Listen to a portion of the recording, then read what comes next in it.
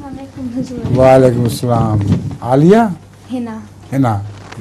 हुजूर, नमाज में हरकत करने की इजाज़त नहीं होती। हरकत की?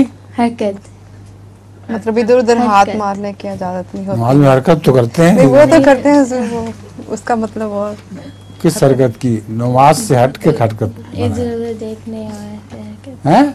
इधर उधर देखने हाँ, और वो ठीक है। तो अगर किसी का मोबाइल फ़ोन गलती से ऑन रह जाए और नमाज के दौरान कोई फ़ोन आ जाए तो क्या वो फ़ोन बंद कर सकते हैं? मेरा ख्याल है कि अगर करीब पड़ा हो तो हाथ मार के बंद कर देना चाहिए। मेरे पास भी एक लतीफ़ा है। बहुत मज़ेदार बात है। एक मरतबा आज तो मज़े हैं।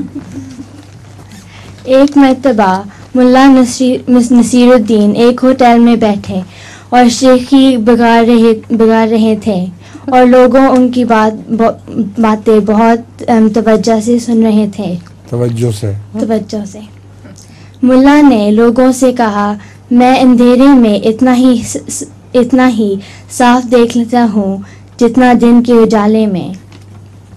किसी ने पूछा, मुल्ला, फिर रात को आप चिराग लेकर क्यों चलते हैं?